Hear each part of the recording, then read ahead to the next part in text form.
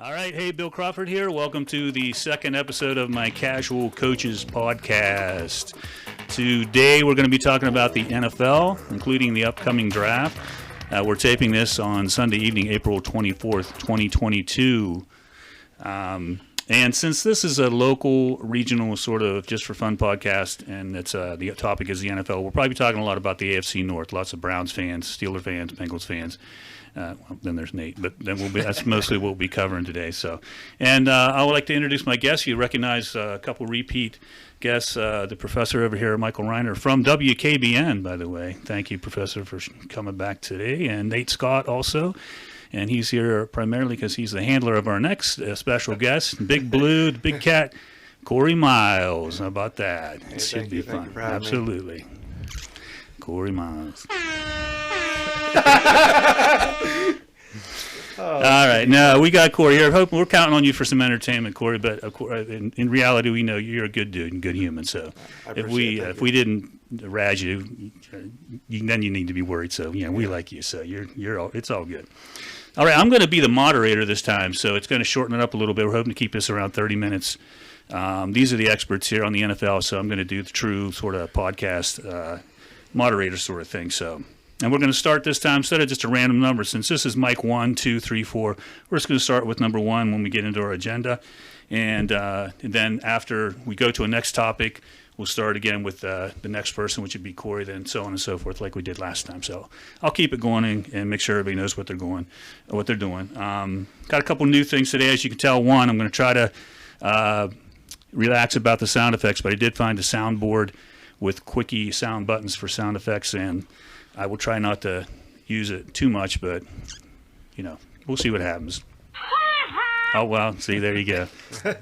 And also at the end, we're going to have hot takes. I got to give a shout out to my son Jordan for coming up with that idea where, you'll see what that's all about at the very end. So let's start right off with our agenda, which we're going to start with Michael, the professor, Iron Mike Reiner from WKBN, and we're honored to have him here. So, Michael, which team is your favorite in the NFL, and why is that? Well, my favorite team, without a doubt, the 6-time Super Bowl champion Pittsburgh Steelers, for many reasons, but probably the biggest one of them all.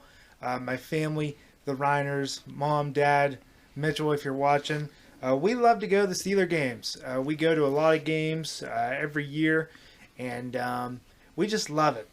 It's great going up to Pittsburgh and watching the games and hopefully watching the Steelers win and sitting up in section 530. You get to know a lot of the people there. You get to make friends, and it's one of my favorite parts of the year. So the Steelers are my favorite team, kind of from a personal aspect. It's great to be a Steeler fan all the time, and looking forward to the new era of Steeler football. There you go. Thank you, Michael. Hey, how about that? All right, Big Cat Corey Miles. Like we have to ask, who's your favorite? Who's your favorite NFL team? Well, the whole tri-state area knows, but tell us who your favorite NFL team is and why. More importantly, obvious. It is a 6-time Super Bowl champion, Pittsburgh Steelers again. Main reason why I grew up on black and gold was my grandfather. I was 5 years old. I remember the times that he took me to 374. I sat on his lap and watched the games with him and stuff, and grew up with my grandma and stuff. So I mean, it hits from home right there for my grandparents and stuff. Okay, good. And stuff. So I mean, I go to a lot of games. I've been to games with the Reiners before, so it's awesome. And I can't wait to see what the next generation of Steeler football has. Good. Take. So I mean, it's just good. It's awesome. Sounds good. We'll be talking some more Steelers, I'm sure. Okay, Nate Scott, what you got? I'm a Dolphins fan. I do like that. I like that. I haven't had a lot to be excited for recently, but now, it's a bright spot in Miami, so I can't wait to see what it's like. Been a Dolphins fan because growing up, my dad used to have Dan Marino jerseys on all the time, so I wish we can get a Dan Marino type quarterback, but it's another topic. But Dolphins fan for sure. Good. Yeah, and Western PA guy, Dan Marino, back in the day, right? Pittsburgh High School. Anybody remember what high school he went to? I can't remember. It was a Pittsburgh area high school. Can't remember. Well, I mean, we could we could Google it. I mean, let's Yeah, see. somebody need to keep their phone handy here. Okay, we're going to move on. We'll start with, we'll move around the table here and start with Corey. With, we're just going to stick with the top three since we got the draft coming up, April 28th, which is Thursday, I believe, first round starts that evening. So, assuming no trades, who do you think are your top three?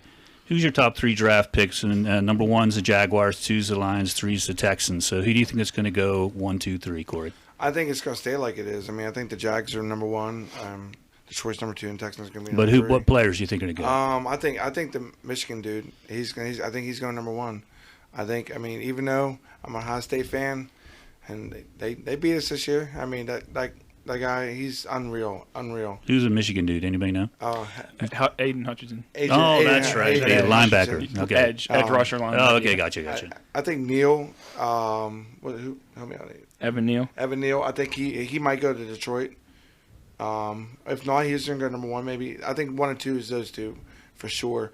I'm not really sure about Houston what their needs are really. I mean, like I said, I'm a Steeler fan. Like I don't really follow too much on the other teams. I mean, so I mean, I don't know. All right, thanks for doing your homework there, Corey Miles. Okay, Nate Scott, you're up next. I got to give my boy Nick Bear a shout out. He's a Jacksonville Jaguars fan, so. Poor guy. Exactly. But I think you got to protect the quarterback, right? You got to go Evan Neal. You got to take him first. The Lions, sending Aiden Hutchinson to Detroit. Who cares? Let him go there. And who cares about the Lions? He is a good player. Don't get me wrong. He's a really good player. And then Texans. I mean, there's so many spots they can go, but I'm going to go with the dude from Cincinnati, Sauce Gardner, cornerback. I like him. I think he's a stud. Never mind top three. Good. Awesome. All right. Number one, a lot of people have been talking about this guy. Probably the best player on the team that won the national championship this year, Trayvon Walker. I think he's going to Jacksonville. Seemed like he's pretty solid in the combine. And then on from there, I think it's a no-brainer for the Lions to pick a homegrown Michigan guy, Aiden Hutchinson at number 2. I think that's a guy you build your team around. I think it was pretty evident by his record-setting season with the blue and gold. And then moving on, Houston Texans. This one's pretty easy for me. I like Evan Neal, the tackle out of Alabama. I think it's honestly, it might not seem like a real depth field draft, but I think that these teams will assess their needs and go from there. All right, sounds good. Thank you, Professor. That was easy. Hey, now. All right, well, I appreciate you guys chiming in. What's fun about this is that kind of like how we totally jinxed and butchered the NBA a couple weeks ago with our predictions. We'll see what happens with the draft. We can go back and, see what these predictions mean come Thursday. Okay, we're all Buckeye fans here, right? OH. There you go. So my next question, which we would start with, who are we on? Nate? No, where are we now? Yeah, me. Okay, good. So how many Ohio State Buckeyes do you think will go in the top 10 this draft? I think one. I think Garrett Wilson's clearly the number one receiver in the draft. I mean, he reminds me of Devontae Adams. He really does. And I think he goes to the Falcons, the 8th pick, because Calvin Ridley got in trouble, so he's out all year. So I think that, and my buddy Camden Douglas, he's a Falcons fan. Pray for him. So they need a receiver. Good. So I think he'll go to the Falcons. They're going to do it just for Cam. Just That's for awesome. yeah. All right, Professor. I mean, as far as the Buckeyes go, a lot of receiver depth. You got him and Olave. I think there's going to be one taken in the top 10. I believe the Redskins picked 10th or 11th. I'm thinking, what? We can Google that. Yeah, wait, let's look that up. I'll restart. So this is where I need a Oh, boy. producer in the sound booth. I can We'll Google edit. that. Well, I mean, we'll edit this part. Let me just start from the top. I can't believe I. Hey, I'll decide whether we edit anything, Michael. Calm down over there. I can't Mr. believe WKVN. I can't believe I forgot where they picked. Number 11. Oh, dang it. There you go, close. Okay. Let me reset. All right. So, I mean, for Ohio State, I think that the one player who's going to be drafted is going to just not crack the top 10, Garrett Wilson. I think he's going to be drafted to the Washington Commanders. I think, man, to pair him up with Terry McLaurin and those guys over there would be huge. The NFC East is really about get out and run, and I think Garrett Wilson will be picked first, but my answer is no. I don't think there'll be any Buckeyes in the top 10. Interesting. Thank you, guys. Did we talk to Corey on that already? No. Go ahead, Corey. I think there's not going to be any either, actually, because like I hate to say it, I have Wilson going to the Ravens. I think the Ravens really need a wide receiver because they just cut somebody, or like the Steelers or somebody. I think Miles Boykin was picked Yeah. up by the Steelers. yeah, Miles. I mean, they have, and who knows what's going to happen with Dobbs coming back. I mean, his injury, because I mean, Lamar's going to need people to throw to, and the Ravens. I mean, I have him going to the Ravens. I hate to say it, I don't want to, but I mean, I don't think there's going to be no Buckeyes in the top 10. All right, fair enough. All right, I think you're up next, Michael. Guys, correct me if I'm wrong if I get the order out of whack here. But who do you think your Steelers will draft with their 20th pick, assuming no trades or anything like that, unless you think that's going to happen? Well, here's the thing. It's who do I want them to draft and who do I think they're going to draft. It's going to be really interesting. One of the best years in the draft for a Steeler fan. Like I said, new guy under center. We're going to see who that's going to be.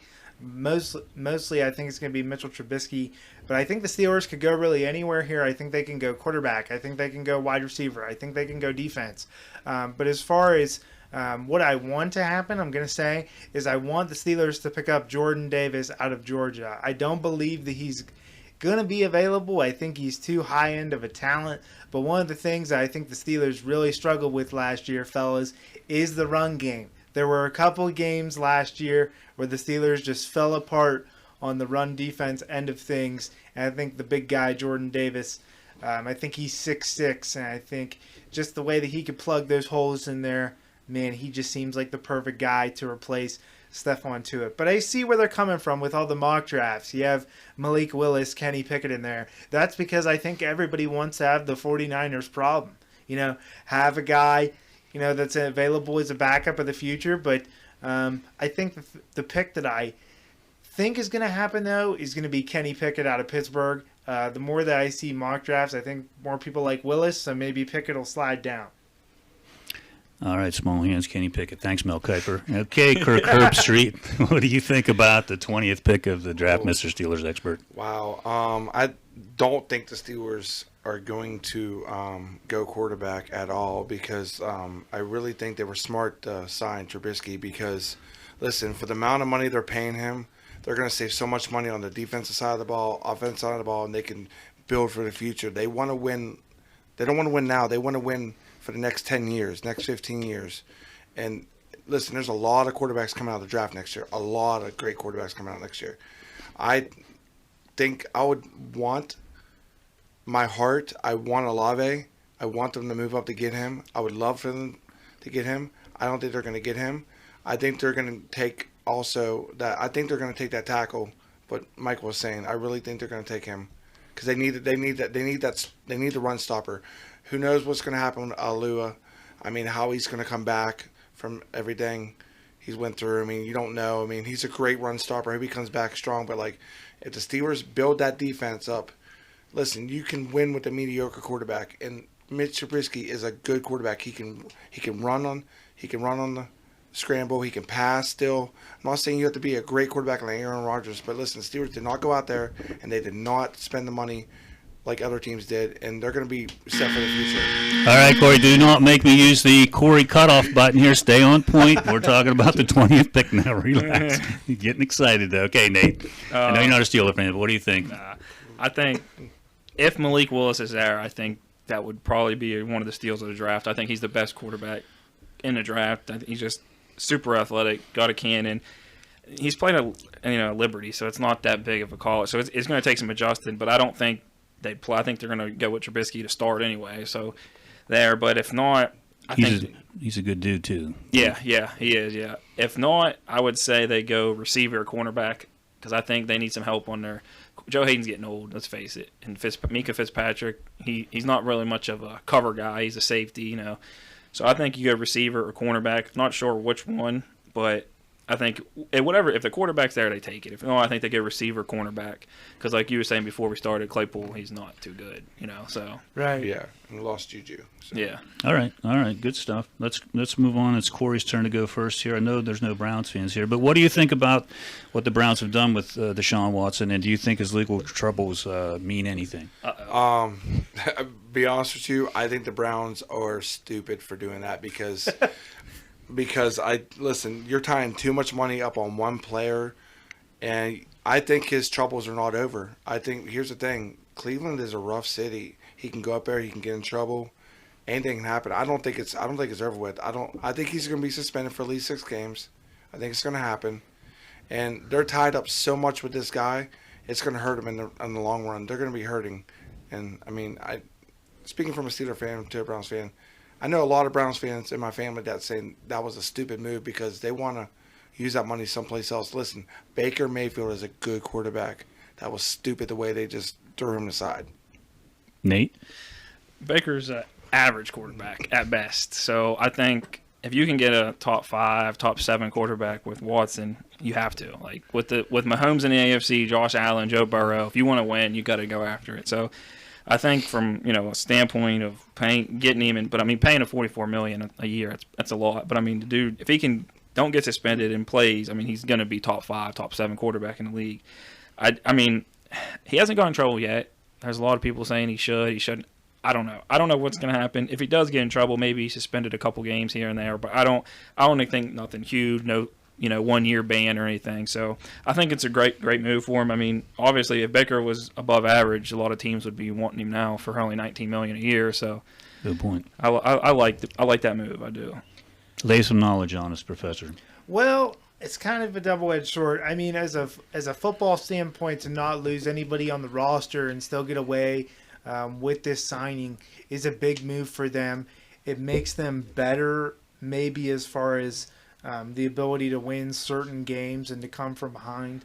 But the thing with Watson is, man, they gave up their whole culture of what they were trying to build. This was a team that was all about running the football. This was all a team that was about drafting younger. And they basically just gave away all their picks of the future to the Houston Texans.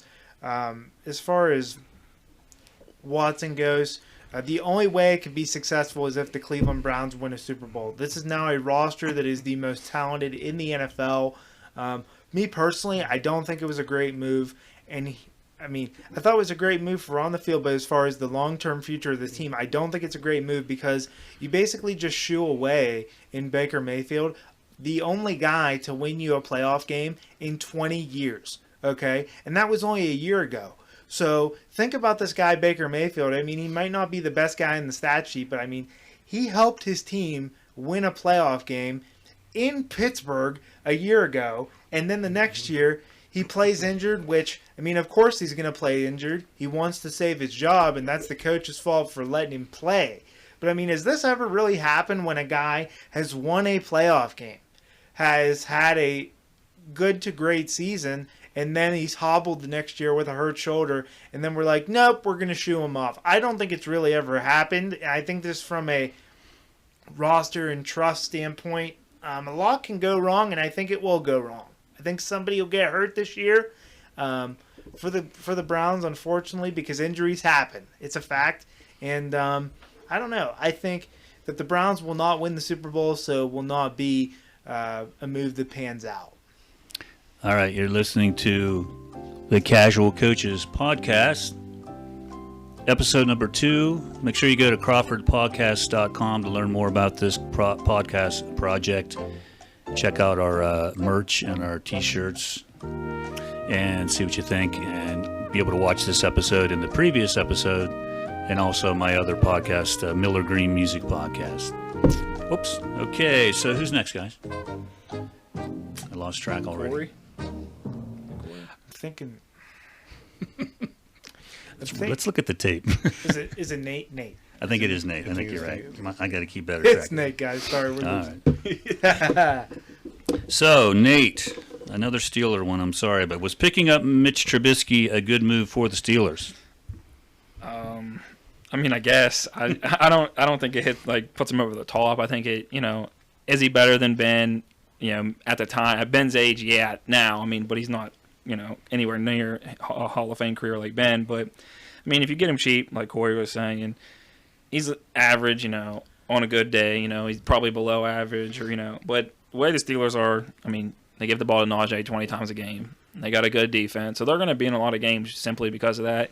Trubisky's a little quicker to get out the pocket because the line's still, shuffling. But I guess that's a good pickup. But if you draft a quarterback, then I guess I don't know. It's kind of weird. I don't know. This one's interesting. I actually at first, before the contract was brought up, I was like, Mitch Trubisky, whatever.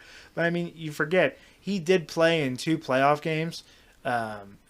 This is a guy, he might not be considered a proven winner, but he can get you there, and as long as he doesn't turn over the ball, he's fine. But the one thing that I love about this Mitch Trubisky move is really about just the contract.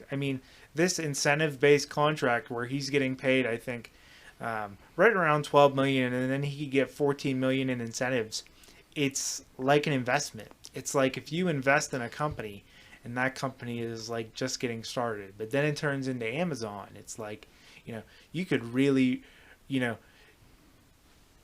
succeed with the benefits of what's going on. And I think that this is exactly what this is. Mitch Trubisky is an investment. Whether it's a positive or negative one, it remains to be seen, but I'm excited to get him on the field and run some play action for the first time in a couple years. So, all right, Mr. Pittsburgh. Oh boy! Of course, yes, it's a great pickup. No, it's a good pickup. For right now because it's what we need. It's better what we have. Time will tell. If he goes out there and plays, but it's gonna be hard because I don't know. Because unfortunately we lost Haskins to a tragedy. That's more than football. What happened to him, and that's just prayers go out to his family and stuff right now. Mm-hmm. But that's when I think the Steelers could drop the quarterback. But Trubisky, who knows? If Trubisky starts sooner than later, does he have a better shot with better coaches than he's had in the past on other teams? I think so. I think that Can he be better than he was before? Yes, I think our coaching. think so. I think our coaching staff's better. I think the culture of the coaching of Steelers is a lot better than Matt Nagy and the Bears. Cause right. They might ruin fields. He seems excited about what's going on. He does. Yeah. And again, I always say it, but he seems like a good guy too. Yeah, Good, Like Corey said, time will tell. Yeah. You never know. Mm-hmm. But the pundits get paid a lot more money than us to come up with this stuff. Right. It doesn't matter if they're wrong, right or wrong. Of course, we're usually wrong. We've already figured that out. Okay, so I think Corey's up next with Will Baker Mayfield. Will the planets align and Baker Mayfield end up playing for the Steelers? I have a good feeling about this one, guys. I don't know. Anything can happen. In the NFL. I would like it to happen because to give us another quarterback on the roster.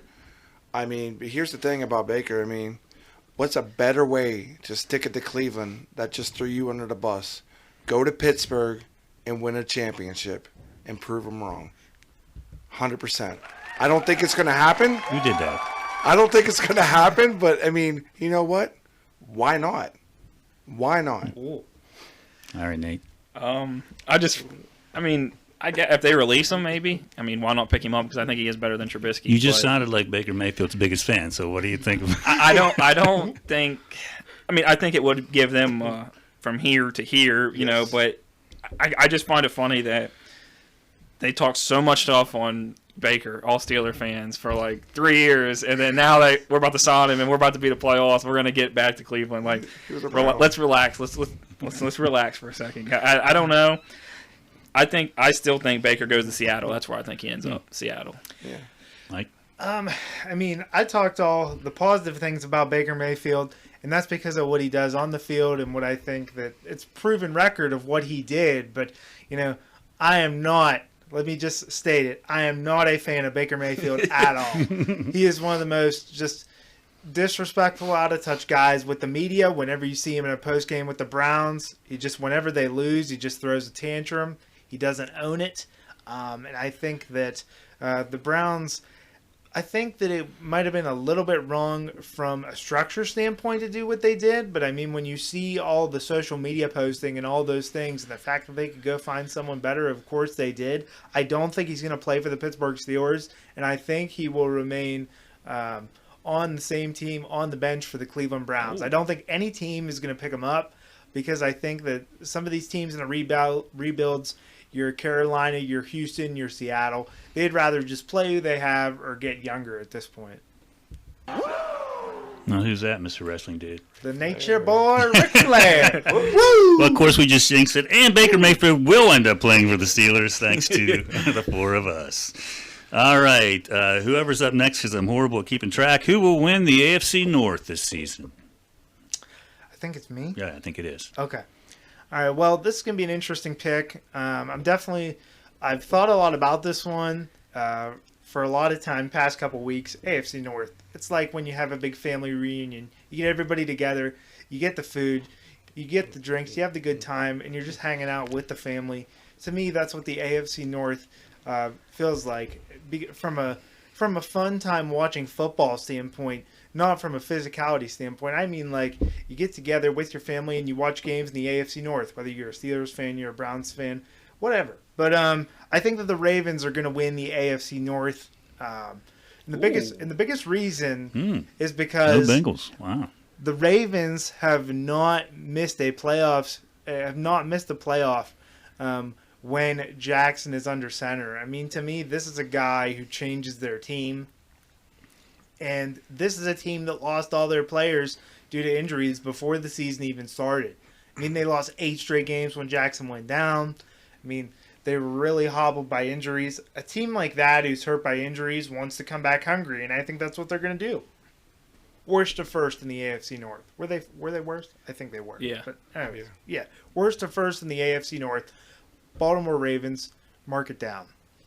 I think we know the answer, but Corey, who will win the AFC North? Well, it's going to be the Pittsburgh Steelers, just because not being biased, they have everything to prove everybody wrong. Every time everybody says they can't do it, guess what? They turn around and they do it. It's Mike Tomlin. He took a team that was 8-8 one time and almost made the playoffs. He can take this team if they get their defense right. And Trubisky comes down and plays mediocre football, they will be in games and they will win games. Here's my prediction. They are going to be 11-6, and they're going to win the AFC North. The Bengals are going to struggle. They're going to have a Super Bowl hangover. Lamar's still the same. You can put pressure on him and stuff like that. And the Browns are still the Browns, and Deshaun Watson will not be their quarterback after Week 6. Where's your Renegade by Styx button? We need something to play the Actually, Renegade. I actually was working on that. But We need to play the Renegade song because that I thought just maybe Corey could just sing it or something. I don't know. I love Renegade. that All right. just got me fired up. That's the best thing. That's the best thing in Heinz Field when the lights go out and they hit Renegade, man. All right, Nate. I mean, I think now these two are Steeler fans, so he's a little bit more non-biased than this character over here. But I mean, it's got to be the Bengals, right? I mean, their weakness was offensive line. They go in for agency, they get some offensive linemen. Their offense is top notch. I mean, I think Bengals are the clear-cut favorite, and then I think the Browns, Steelers, and Ravens. I think they battle for second, third. I don't know in what order because I've picked the Browns to be really good the last couple of years, and they've let me down. And I said the Steelers would suck, and they've been average. So I really don't know. And the Ravens, I mean, they're a sleeper team because they had 8 injuries last year to like starters. I mean, that's crazy, and they were still respectable. So I think Bengals are the clear-cut favorite, and then the second, third, or fourth could go either way, honestly. The best division of football, one of them, I should say, because now Kansas City and them, that's a tough division too. So. All right, along the same line here, who are your Super Bowl favorites? Now, this isn't who you want to win the Super Bowl, which, Corey, that's a special exemption there, I guess. But so who, and I think Corey up next, Corey up first right now, this one. Who are your Super Bowl? Who's going to be in the Super Bowl this season? Man, at heart, I love my black and gold, but I don't think it's going to be this year, but if we are, it'd be great. But truthfully, realistically, I think for the AFC, it's going to be the Bills. They were 13 seconds away from an AFC title matchup, and I think they go in there and they beat the Bengals last year. I think their coach was stupid. They should have kicked the ball short. They should have took time off the clock. And Patrick Mahomes don't have 13 seconds. He has 6 seconds, and there's no way they win that game. For the NFC, I hate to say it, you can't count out Tom Brady. I mean, I think the Bucks are going back. I really do. I think they have something to prove. I mean, I think the Rams are a one and done. I don't think they're going to be even a playoff team next year. I really don't. I think they're going to struggle next year. I think they're going to have a Super Bowl hangover. I mean, so I think in my Super Bowl, it's going to be the Bills versus Tampa Bay Buccaneers, and the Bills are going to win the Super Bowl to get rid of all those 4 years that they lost back in the 90s. Finally win that championship. Take it away, Nate. I think you have to say the favorites are the Rams and the Bengals. That's what I think. I mean, Kansas City lost a lot. Bills are, I don't know. I don't know if Josh Allen can get over that hump. But I'm going to tell you guys, I'm not trying to be super biased, but don't sleep on my Dolphins. Oh, yeah. They got the fastest offense in the league. Boo. And they got the top 10 defense that creates turnovers. Hit that one. I like that. I still like that. But it's all on Tua. If Tua Is that your ringtone on your phone, by the way? If Tua don't have a good year this year, they trade the 2 first-round picks, get another quarterback, and he's done in Miami. But I think the Rams and Bengals, but I think Kansas City will be up there still. I think Mahomes will have something to prove, and you can Green Bay. So either 4 teams, I think, could win it. Michael? As far as my pick, I'm gonna take the Bills to win the Super Bowl. I love Sean McDermott. I love Josh Allen. I think Josh Allen is the MVP. I think that they came about as close to beating the Chiefs and going on and then winning everything as you could. I love the Bills to win the Super Bowl, and I'm going to agree with Corey here.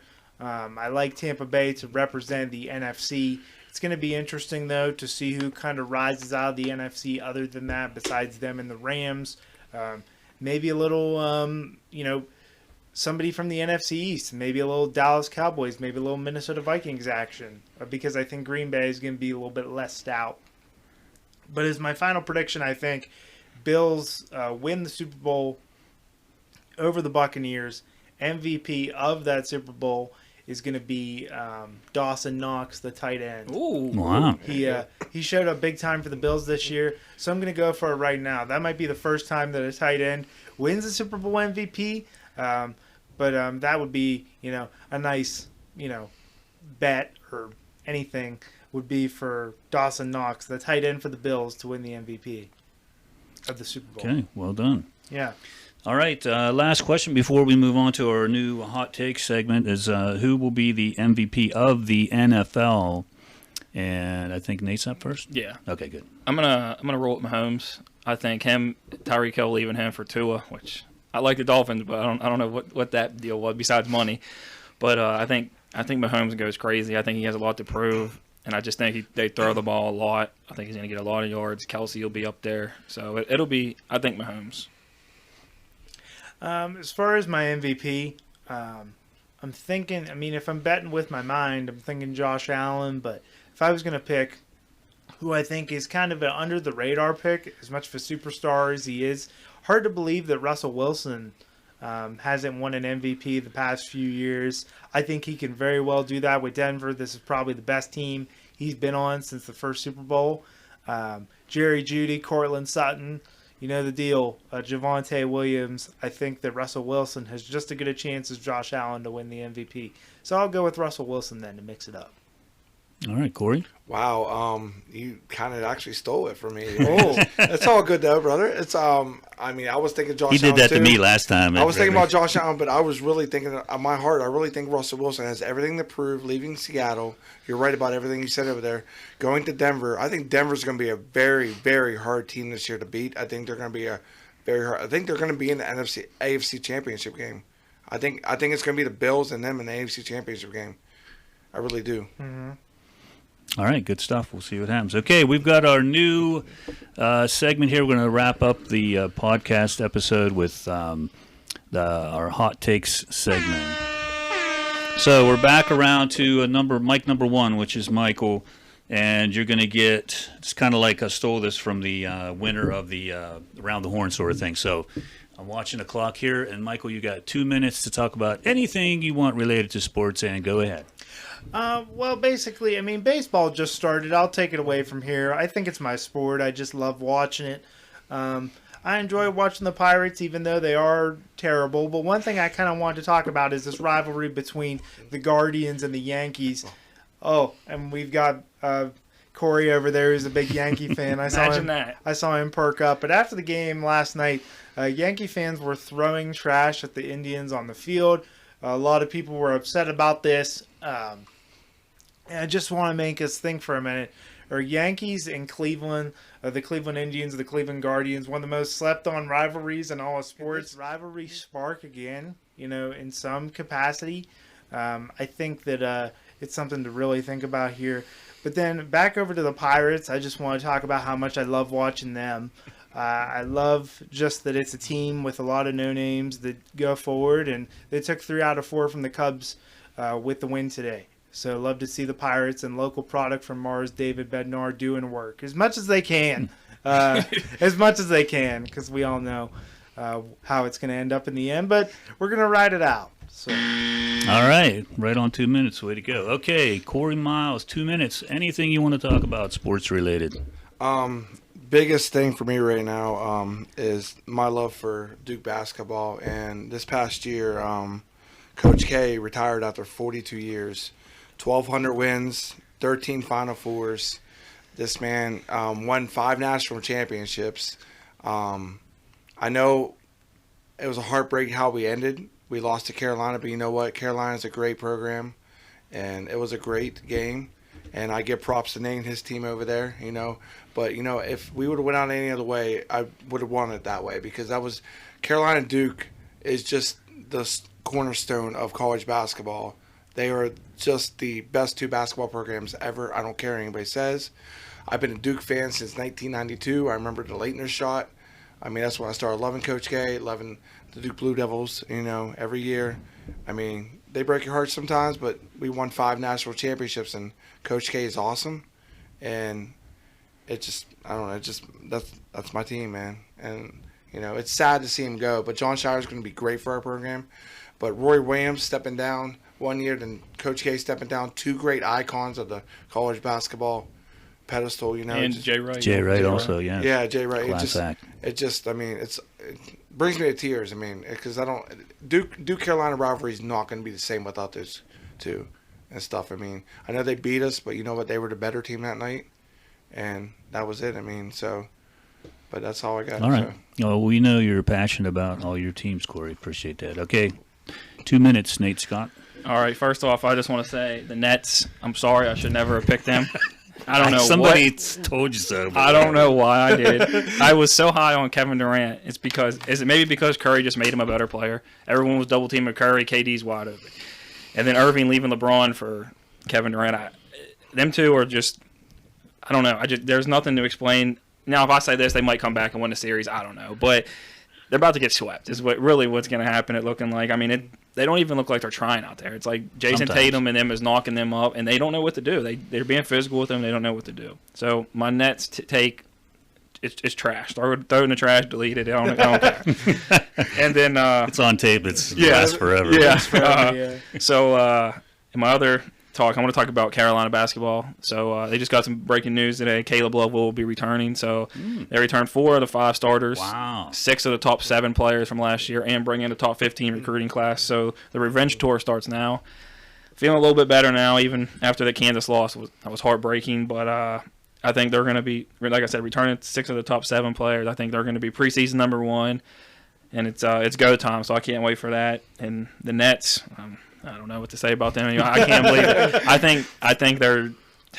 I think Kevin Durant needed Steph Curry more than Curry needed him. That's what it boils down to because it's just looking like that. I don't know, and I don't know why you leave LeBron for Kevin Durant either. So that's my take on them. And I don't care who wins the East and the Nets. And they kind of, like I said, I don't know about them. And then the West.